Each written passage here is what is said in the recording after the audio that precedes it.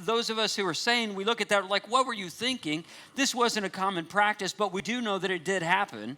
And we know that there were examples, a couple of examples that I found. One family literally put their child, they sent their child, and they had to literally attach stamps to their kid. Your kid had to weigh less than 50 pounds, right?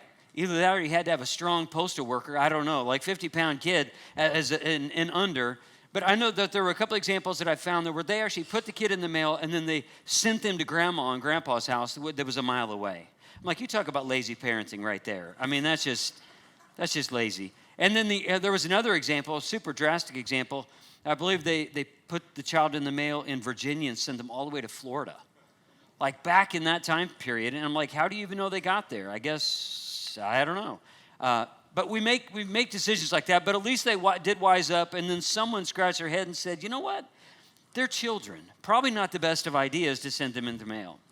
We all have examples like that, and we could agree and find common ground that that's kind of crazy, is it not? Like that example is kind of crazy. But what about the areas where we can't get common ground because we actually don't communicate what our expectations are?